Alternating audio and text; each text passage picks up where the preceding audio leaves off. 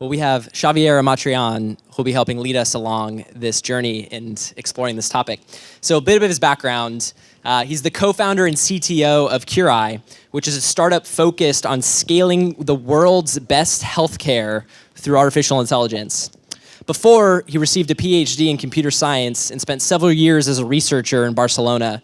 He led teams at Quora and Netflix. So please welcome to the stage, Xavier Amatreyan.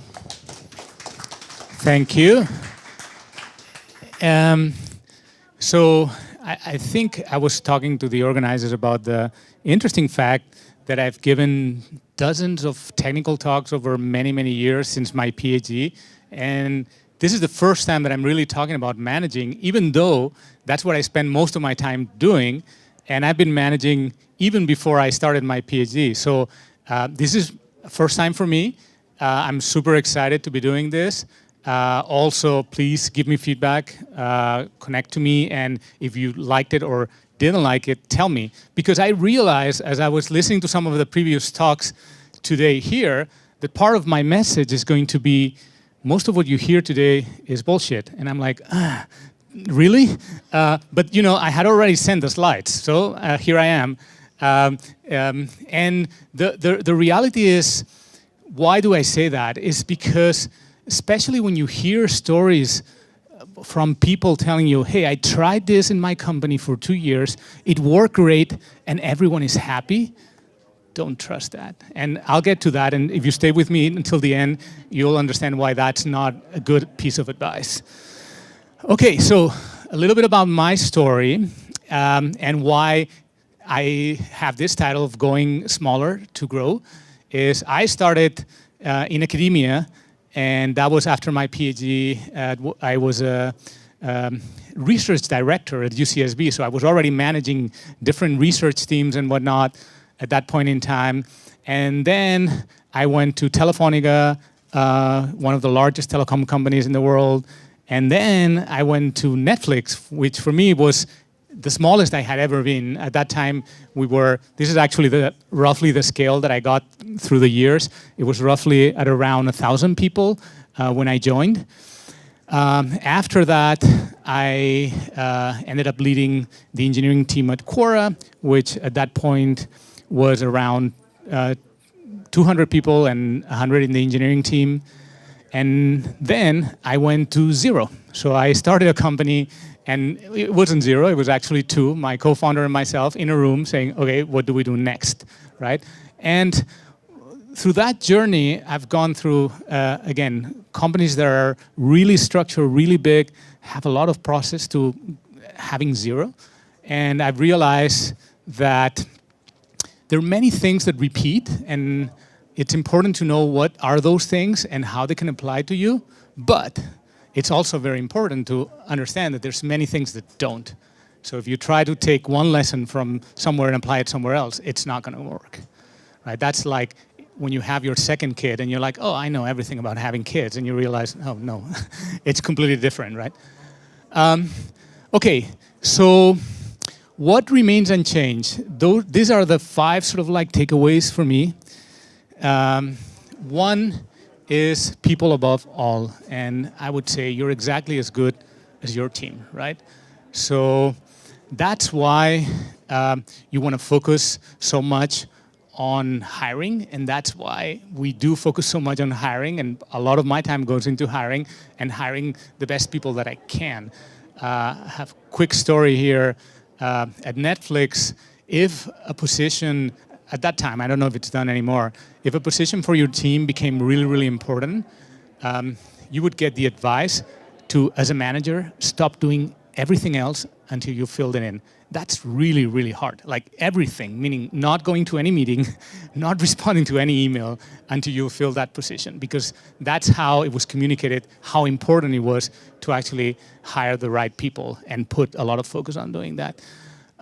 Another story, I was really sad at one point where I was interviewing a manager from a well-known company who told me during the interview, if I could, I would fire 40% of my team. And I'm like, oh my gosh, that sounds really terrible. Now, that company doesn't exist anymore. So my point is like there was something going on and a reason why the company was going the way it was going, and that's something that really should be top of mind. Is like, how do you get your team to be awesome, and then you, almost for free, become awesome, right? Number 2, culture eats strategy for breakfast. That's something that you probably heard about a lot, and every successful company that I know has a quote-unquote strong culture of sorts, and I'll get to that later. But one interesting thing that I think is important here is to also understand that an important part of that culture is to be diverse. Actually, let me give you another story about that. When I started the startup with my co-founder, Neil, I was like, hey, I've been at all these companies that have this great culture. Let's sit down on the first day and let's write down our values and our culture. This is really, really important. We really need to get it right. And he shared with me a post that unfortunately I can't find now, which said something very, very interesting. It's like, you should not define your culture until you have at least 20 people in your company. And it was right. It's like, you can't define your culture until you get to point number 1, 2 people. It would be a real mistake for 2 co-founders to sit down and define the culture of your team. You do want to have those different point of views, that diversity coming into the process of defining your culture, because otherwise you're going to get stuck in something that I will mention later. So even from day 1, I think diversity of all kinds, it's extremely important. Organizational scalability is key, and at every single step, that it doesn't matter how big you are, you're always going to have to think about what's the next step, how can I add managers? When you have managers, you need directors, and when you have directors, you go to 3 levels of managers, and I've kind of been through all of those different stages, and it's always important to sort of like be thinking ahead of that. Process matters, even for companies that say that process doesn't matter. I mean, it is known that Netflix is a company where process is kind of downplayed. But if you read carefully their culture deck, you will see that there's a slide that says there's good process and there's bad process. So even for Netflix, there's a good process because, and this connects to the last, clarity and ownership are extremely important, right? So the main reason why process matters is because you need some sort of clarity. And if you can't communicate clarity, at the very least to that new person that is joining today in your team, that's gonna make a mess out of everything, and you're gonna make unhappy people and very inefficient organizations, right? So one particular concept that I like a lot is this concept of DRI-ship, DRI. Who has heard or is using DRIs? Yeah, so the DRI is used in many companies, right? The directly responsible individual. So being clear on who owns anything from a project to organizing a holiday party becomes sort of like part of a culture, and it also brings a lot of clarity, and also is a very interesting tool to empower people and to give them ownership. So I think that's useful at any size of organization. Now, what changes? So I've gone through like, okay, these are things that I think doesn't matter what size you are, doesn't matter what context, that's important. And I think you should take into account. Now, what is it that changes?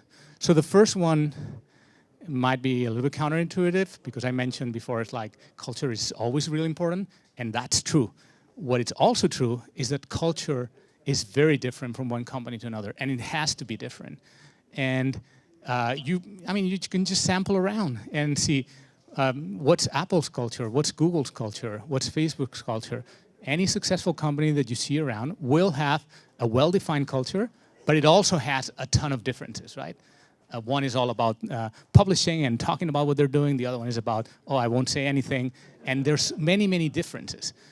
But they're all successful. So having a strong culture is key, but how you define the culture is really, really connected to your mission, your product, what you're doing, and many other things.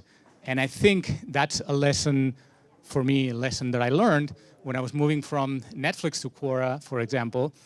I was like, oh, I've read the Netflix deck many, many times.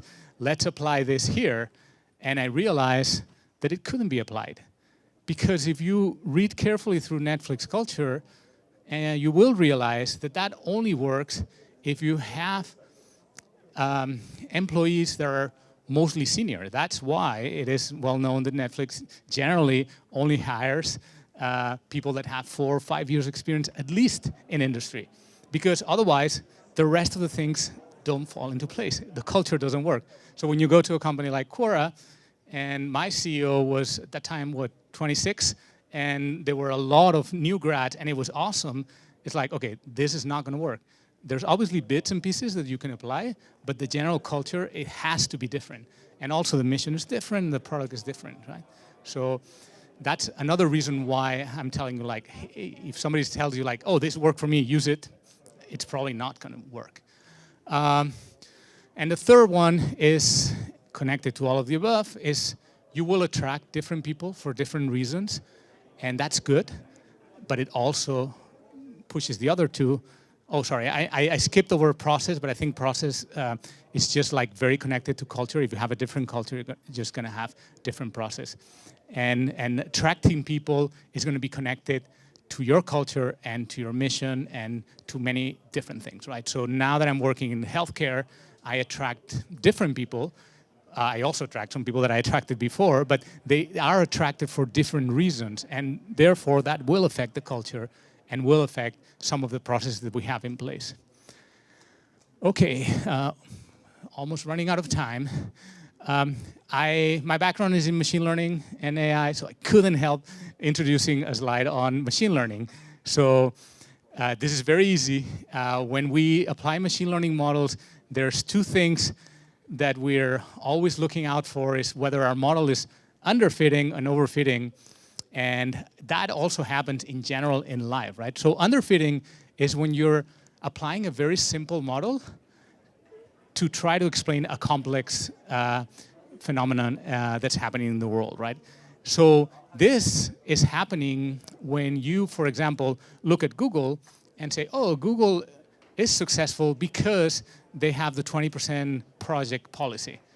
That's completely wrong, right? 20% project is a part maybe of Google's culture, and it's maybe a part of its success, but there's many other variables that are going in there, and you can use a simple model saying, oh, this is what explains this company's success. That's completely false. So that's underfitting. Overfitting, it's the opposite. It's like you're using a complex model to try to model something that you don't have enough data for. That's very common to do when you only have one single example, right? So these books I don't like, because they're basically telling you, this is what worked at company A, you can apply it.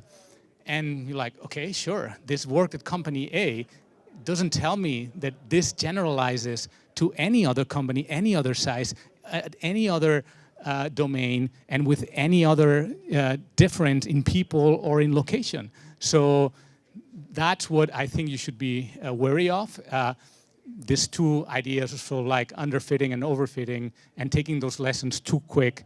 And I think if you're talking about your company also, try to sort of like be mindful of saying, hey, this worked for me, but this is the context around why it worked. And it won't work again if you try it, right? And being through different sizes and different cultures, I think helps a lot to see this. So going back to my title and connecting all of that, so then why should you go smaller? If you're in a large company and you're getting a nice salary and you have this team of 100 people or managing managers and directors, why do I think that going smaller teaches you about all these things? One obvious one is you're building from scratch, right? So you don't it's the white piece of paper, you start from zero, and now you get to define everything else. And I think that's a really invaluable lesson, and one that is extremely important. And it's even more important when you've been through other companies and you're like, oh, now I'm connecting the dots and I see why this worked here and did not work there. A couple more things that are important is there's no cultural depth, right? As much as I liked Netflix culture, it was really hard to change things. I was there for over 4 years. I was a director, very successful team, a culture that actually promotes sort of like trying out different things. I couldn't get to hire an intern in 4 years because it was not part of the culture.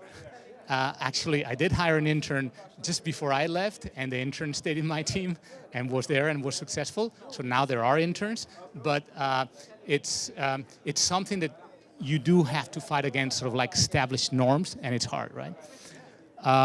You can run experiments in small teams, so that's something that you can try something out. Oh, this doesn't work, let me try it again, let me change something. And very importantly, you can also own successes and failures, right? If you do something and it doesn't work, you know it's your fault. And that's not the case in larger companies where you have a lot of depth and you're saying, well, maybe it's me, or maybe it's the structure, maybe it's the culture, maybe it's how people behave here, right? So I think all of this is sort of like an encouragement to go smaller and try out sort of like smaller companies where you can have sort of like more of this ownership. And I'm over time, but I do want to finish with saying, I'm not a hater on all managers' books and all managers' presentations. So here, I did push myself to pick 5 of my favorite ones. And these are books that I would totally recommend for completely different reasons. I think in isolation, each one of them doesn't give the answer to everything. But if you combine them for different reasons that I don't have time to go into, you actually do get a good picture of sort of like different aspects. Like Extreme Ownership is about what I talk about ownership and DRI-ship, and The Advantage in Radical Candor about people and managing people, right? So anyway, I'm over time, so thank you.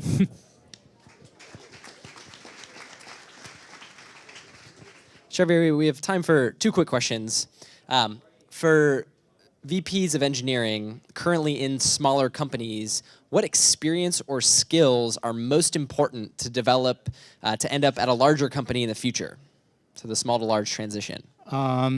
So this question is about going kind of the opposite direction from smaller to, but I can give an answer. Out of the many things that I talked about, I think in this particular case, the scalability issue is key, right? So if you're a VP of engineering in a small company, you're going to be thinking about next steps. And actually, I was talking about that before. In my company now, I'm thinking about the first manager. So there's no managers. It's only me as a CTO, and everyone else, all the engineers and data scientists report to me. And I'm thinking about what's the next step, how do I introduce. So scaling up, and I'm already thinking about like 2 steps ahead, right? Like what's that going to create? How are we going to architect? So thinking about scaling the organization and taking those lessons and taking the chance, the opportunity to experiment and to try different things and to basically own the failures and the successes is going to be really valuable when you go to a larger company. All right, this is the last question, and it could be a dense question, so we'll try to make it compact. How do you change culture of a company if you think the culture is not good or inefficient? This is a big question. It's a big question that has a very easy answer if you're in a small company, right? It doesn't say if it's a small company or not. For me, it's very simple. It's like I just change it. I mean, not so easy because I need to talk to 20 people that we have in the team. But that's precisely the point. In a small company, it's really easy to do that. So you just change it and you try it out and you see what happens and you iterate and you experiment. Now, in a larger company, it's much harder, as I said with my example of bringing an intern to Netflix. There are avenues and you can do things. It's going to take you a lot more time and there's a lot more cultural depth. So the iterations are going to be much slower. So therefore, that's why I encourage people to go to smaller companies where this particular aspect is going to be much more agile and you're going to have a chance to have much bigger and quicker impact. Thank you so much. Let's give Xavier a huge round of applause.